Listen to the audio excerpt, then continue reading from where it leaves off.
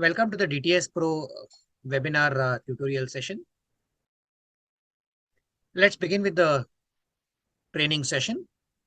If there are any questions, it would be helpful if you can just send them across on the chat message, or we can do a one-on-one tutorial session at the end of the session, or please feel free to unmute yourself and ask us any questions in the middle of the session.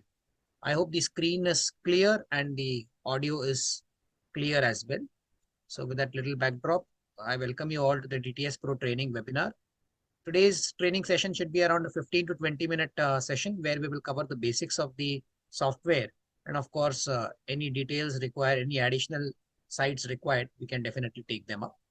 So that's the opening screen of the software. So let us start by uploading an extraoral image. Now, a few criteria that we normally suggest whenever we are shooting any images. Use either a mobile phone or a DSLR camera. The source of the image doesn't really matter as long as the image is reasonably clear and not pixelating when projected on a screen. Second, one of the most important criteria that we always suggest is always have a little interincisal opening. So it is always better to have a small gap between the upper and lower teeth whenever we are shooting images. If you are doing simulations or basic 2D planning, a single extraoral image is good enough. If you want to go in for detailed 2D planning, then you also need an additional retracted image. Now, in this particular photograph, as we can see, the gingiva of the patient is clearly visible. So we do not need an additional image for further process. A single extraoral image is good enough. So to summarize, photography protocols: use either your mobile camera or the DSLR camera to shoot the image. An important criteria: always have an interincisal gap. So a clinical tip which we always suggest here is ask the patient to pronounce the letter A and then smile wide.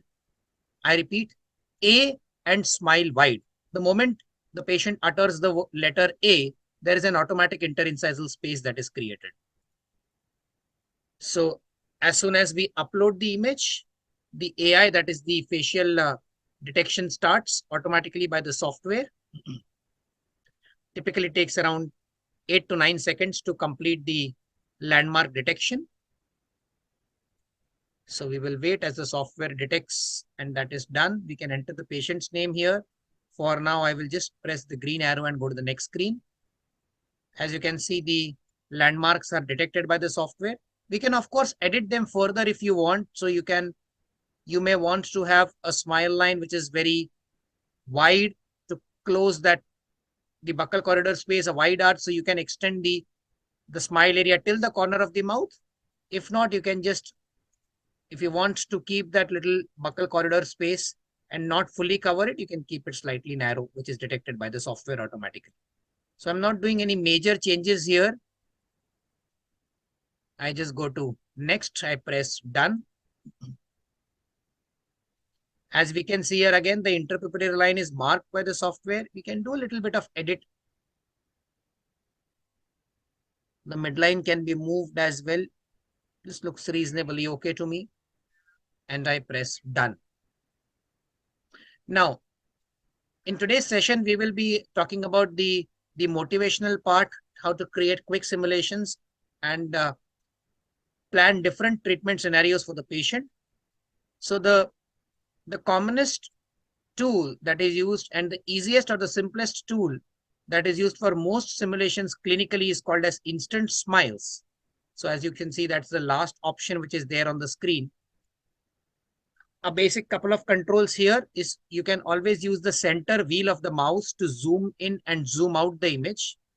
So the center wheel of the mouse, and you can press the center wheel of the mouse if you have to scroll the image. These controls remain true for every screen in the DTS PRO app. I can minimize this as well. Now we see these two control points. We can just overlay the new smile template on the patient's existing teeth. You can use the transparency options on top to get a good fit with the underlying teeth. And you may choose to keep the background opaque, or let the underlying teeth be seen. So once you have selected a single template, you can navigate through the different templates which are present in the software. Now in this particular patient, I would like to have a simulation for both upper and lower teeth. So I'm using a template which gives me both upper and lower teeth. I can again sort of edit my template. Is good enough. I like the position of teeth. Looks reasonably okay. I can go to the preview section, and that's it. That is my instant smile simulation, which is ready. Of course, you can change the shade of the teeth, the gingiva on the screen. I will go to the adjust button here. Tooth shade can be, if you reduce the whiteness, it makes the teeth in the new smile slightly yellowish. And if you increase the whiteness, of course, it makes it whiter. You can keep the brightness slightly on the higher side, or you may want to reduce it depending upon the brightness of the rest of the image. These are the two controls which we normally use for most cases, the whiteness and the brightness. We go to the second tab here, that is lip smoothness. Always love to keep the lip smoothness high so you can see the image blends beautifully with the underlying original image. And you can keep the gum texture from a little pink to slightly orange, so you can navigate and try to get the best possible fit there. What I always love to do is that keep this template opacity somewhere around 85 to 90 so that you get a very realistic simulation. So that is all you need to do for a very quick motivational mockup. Present this to the patient in the form of a before after. You can export this image as a JPEG or a PNG image. You can take a print, or you can email it to the patient right from the software interface itself. Right, so that's about instant smiles.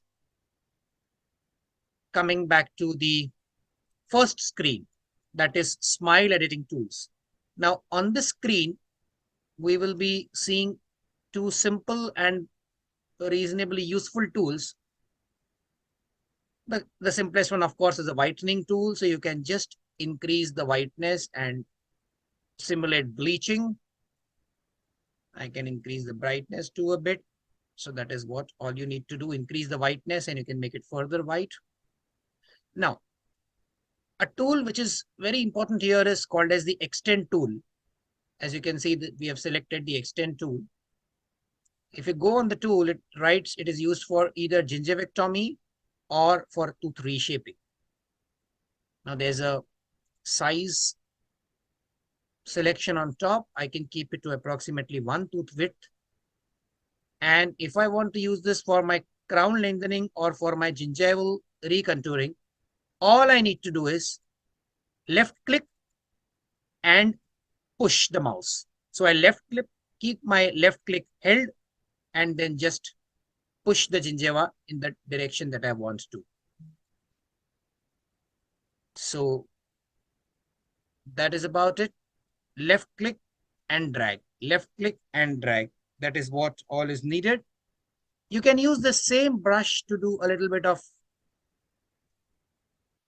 enameloplasty as well. So you may want to reshape your incisal edges. You may want to correct your midlines. You may want to extend your teeth a bit. You can use these tools. Simple incisal class 1 fractures, class 2 fractures, just use the extend tool. Let's see the preview.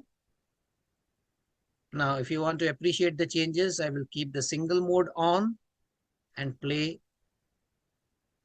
So you can see the changes that we have carried out in the form of a video loop, a before after projection that is happening.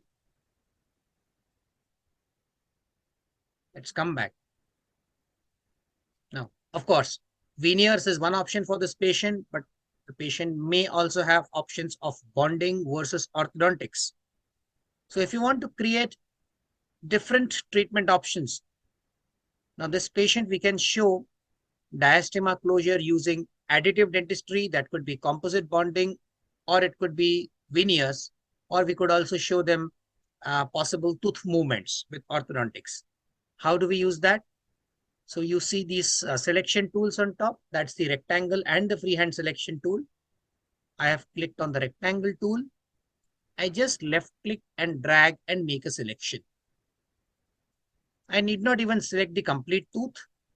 I repeat, left click and drag, make a selection, which is in the shape of a rectangle. The only thing that you need to make sure is the edge of the rectangle should match the edge of the tooth. That's all about it. So the edge of this rectangle, you don't want the edge of the rectangular selection to be here. You don't want it to be here. You just want it to match the edge of the tooth. That's all.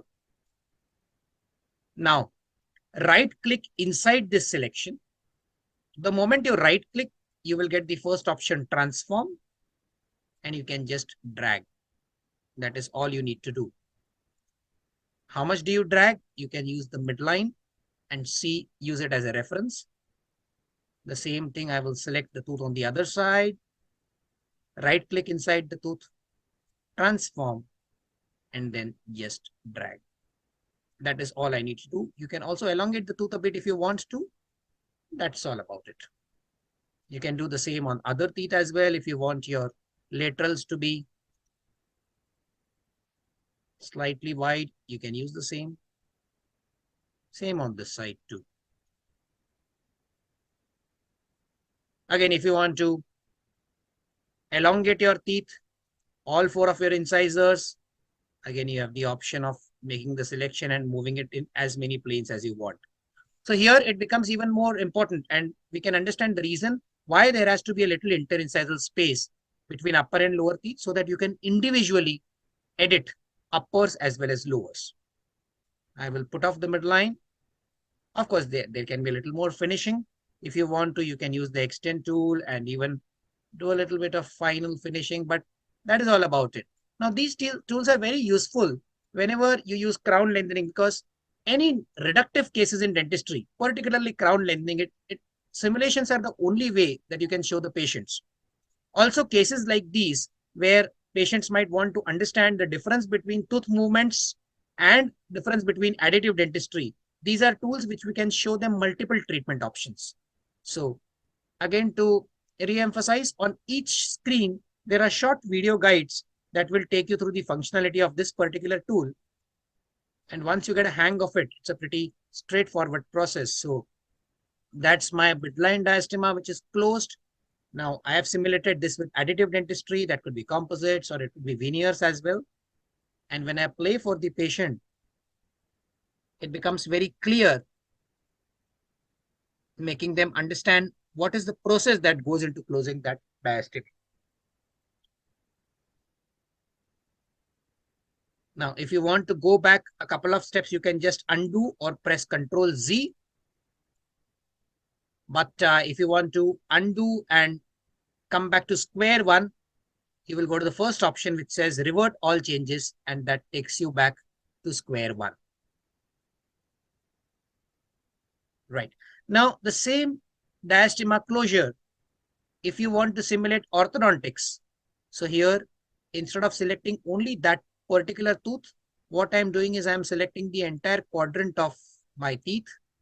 Again, making sure the edge of my selection matches the edge of my tooth.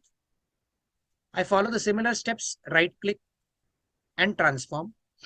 And now instead of expanding my teeth, I will just use the arrow keys on the mouse and move that entire quadrant of teeth. I could move only one step for one quadrant,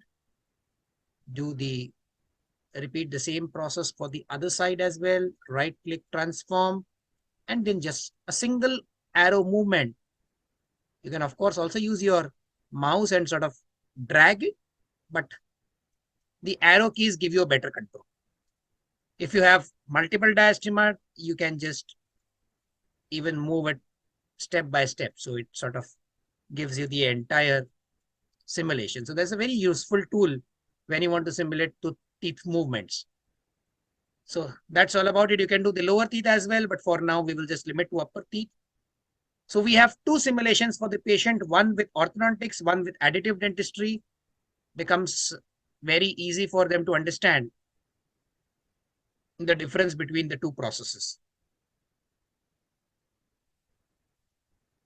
Right.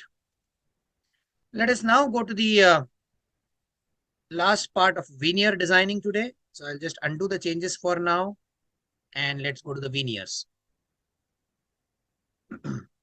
Now this is the part where we are getting into a little bit of a 2D treatment planning and then eventually even lab communication. So I will go to veneers. You can press on the veneers that you want to insert. Or if you just scroll on the name. So if I just scroll on the name, it will insert 8 veneers at a time, and then you can add more if you want. It could be triangular, it could be rectangular, it could be square. So for now, I will choose 8 upper veneers. Now, the moment you have inserted veneers, you get this control where you can sort of get a basic positioning and a basic curve of your veneers. Right. Now, you can individually edit veneers, or for now, I will right click inside. I can press select all and get a broad positioning of my veneers or a broad placement of my veneers. This shows you the height width proportion. 82%, that shows you the proportion of width to height of your veneers.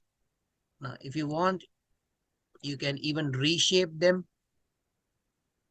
You want them to be a little triangular. You want them to be a little oval. So you can just move veneers as you want.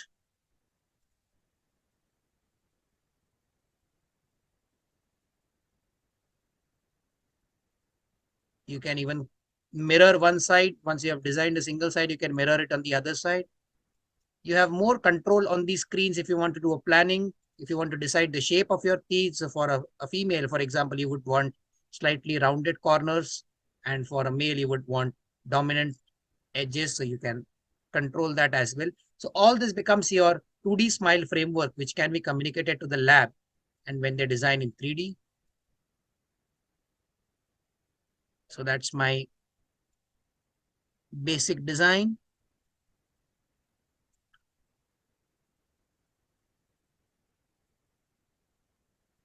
Right. If you want, you can go ahead and use the planning tools. We are not going to talk a lot about digital smile designing in today's discussion. There could be a separate webinar on the same. Of course, tutorials are available on the website. And if there is any doubt, our support team will be more than happy to do a one-on-one training for a DSD protocol. That's a digital smile designing protocol. But all these tools are there available in the software, which can be used. So that's your golden proportion guides. That's your height width ratio. All these are available. And you can export everything right from this tab to the lab. And then they use this to do the 3D designing. For now, we are emphasizing more on simulations. So that's my plan, which I have done. You can add more teeth if you want to. So I can just duplicate. So that adds 10 veneers for me. I can right click, resize, rotate. I can even mirror. So that adds one more veneer on the other side. So we planned 10 veneers for this patient. If you want to select multiple veneers, say for example, if you want to select 2 centrals, just press the control key, hold the control key and select whatever number of veneers that you want. So you can change the height width ratios as needed. Right. So that's my design. The moment I press apply, it adds a basic color to the veneer. Of course, you can change that, but just to give you an idea, it adds a color on the veneers. As you can see, the margin of the last tooth there appears superior to the adjacent tooth. So I will just start by clicking on the last tooth, click and come to the midline. So that will take care of the overlaps. Start from the last tooth and come to the midline. I do not particularly like the shape of this central appears too pointed at the gingival end. So I just want to make it slightly rounded and looks reasonably fine to me. Okay. So now this also explains you that, for example, if the shape of my veneers is here, I will be ending up with a little bit of black triangle there. So I may want my contact areas to be slightly broader so that my black triangle is minimized. So all these are 2D tools which can help you in doing a proper design. Looks reasonably okay. Let's go ahead and insert some texture. Now, there are three ways how you can insert texture on veneers. The first is texture library. So the moment you press apply, you see textures from this library get inserted on the veneers. If you're planning a full mouth case, say 8 or 10 veneers, you can easily use textures from the library. But if you are doing, say, 2 veneers or 4 veneers, in that case, it is always better to individually add textures on different veneers. For now, I will stick to library 1. Go to preview, compare, and you can again adjust. I want my veneers to be slightly whiter. Brightness can be just about there. That's my tooth shadow. And I want the lip smoothness to be always high. The veneers look good, but still they look a little opaque to me. So as with instant smiles, I always love to keep the transparency somewhere between 85 and 90 so that it makes the veneers very realistic. So this is something which you can show the patient, send it to the lab and replicate it. So this is the 2D smile designing or the 2D smile framework, which can be easily shared with the lab. So that's your simulation of 10 veneers for this particular patient. We can, of course, go ahead and plan veneers for lower teeth as well. In case you do not want to add textures directly from the library, and if you have to apply self-texture, that is textures from the patient's own teeth, you can do that as well. Of course, there are tutorials and small tips which are available on each screen, as with any other screen in the software. But just to take you through, so what I do is that I have clicked on self-texture. I left click and select this particular veneer, come on the other side, left click and drag, and just press apply. So as you can see, texture from this particular tooth is inserted on the front central incisor veneer. I can go to the lateral incisor, left click and drag from the lateral incisor and press apply. You can press apply all as well, but then it doesn't look too realistic because it will put the same sort of texture in all the teeth. It doesn't look very appealing.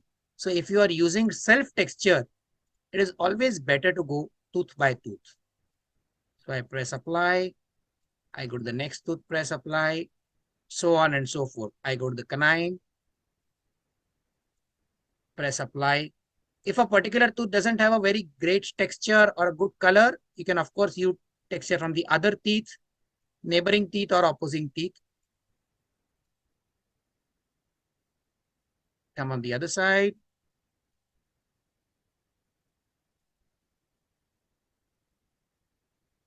Slightly more laborious than inserting textures from the library because that's a single tooth, single click process. And here you have to do tooth by tooth. But the only reason you do this is if you want to use, say, 2 or 3 or 4 veneers, and if texture from the library doesn't look too natural, so you can use this way. And that's about it. Again, as you can see, the margins overlap a bit. So I just click 1, 2, 3, 4, 5, 1, 2, 3, 4, 5. That's it. Go to preview. And now what we have done is we have inserted texture from patient's own teeth. You can use those same. I would want the brightness to be slightly low. Want them to be definitely whiter. Lip smoothness, as always, high. And opacity, maybe around between 85 to 90.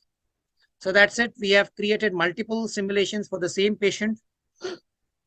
Composite bonding, orthodontics, veneers. You could have multiple presentations of 6 veneers, 8 veneers, 10 veneers, so on and so forth, lower teeth as well.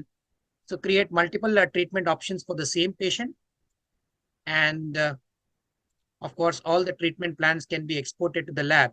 We have our own 3D software as well now, which is called as DTS 3D.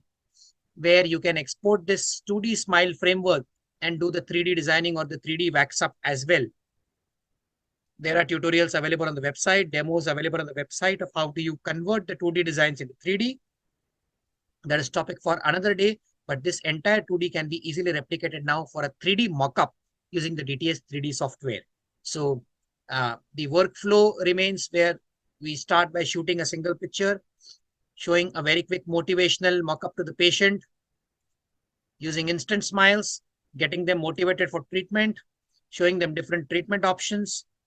If you want to end the process there, you may stop at simulations and then get into clinical work and let the lab do the rest. Or you want to go ahead, you can actually do your 2D smile designs. Again, you can either export the 2D smile design to the lab and let them do the rest of the work, or you can then use DTS 3D, where you can convert this 2D and then overlay patient's intraoral scan, add new teeth shells, and create a mock-up where you can easily transfer mock-up index in the patient's mouth using silicone putty. Or you can even do injectable composite mock-ups. So that's the workflow for smile design, 2D to 3D. I have a question. Can you review gum texture feature, please? Okay. So for gum texture, the first gum texture was in instant smiles, where we can just adjust the gum color. So if you increase it, it goes to a little orange hue. And if you reduce the gum color, it goes towards a slightly pink hue. So that's the gum texture on instant smiles. And if you want to go for veneers, if you have planned veneers, now in veneers, because there are only teeth shells, we haven't added gum. So we cannot change gum texture unless you actually go ahead and add a new layer of gum on top. So if I just go ahead and add a gum layer,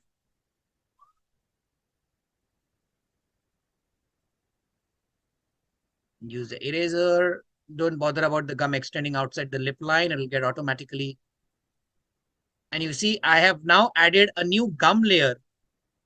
And you can, of course, now when you adjust the tooth shade, you can also change the gum texture. You can make it less bright so that it blends with the image, or you can change the brightness. You can change the gum color. So if you have added a gum layer in veneers, you can definitely change the gum texture too.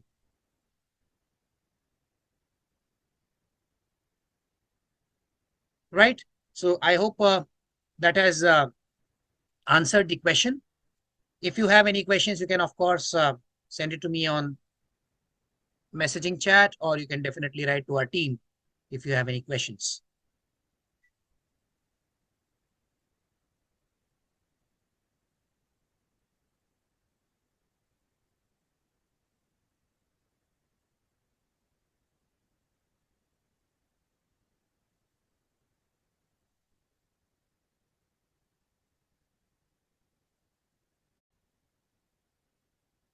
So I hope we were able to throw some light on the basic functionality of the DTS Pro software.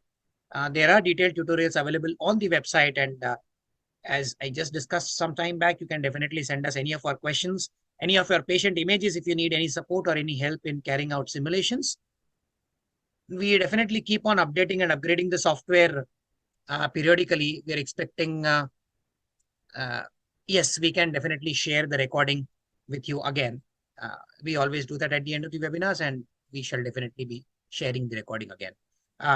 What I was saying is we periodically update and upgrade the software. So we are expecting an update pretty soon in the next 45 days or so. We go on adding more textures, more smile templates, and making the overall workflow easier to use for everyone. With DTS 3D in place now, it has completed the 2D to 3D smile design workflow, where you can show patient instant simulations, do a 2D smile design, and do the 3D mock-up in the patient's mouth even before they say yes to treatment. So we believe DTS 3D is a very clinically oriented software which can be a part of routine dental practice. We hope DTS does prove to be an important ingredient of your routine clinical practice. We definitely are always more than happy to take any feedback, any suggestions at your end. And thank you so much for your time, for joining us uh, on a Sunday morning, on Sunday afternoon in some parts of the world. And have a great weekend. And thank you so much for your time again.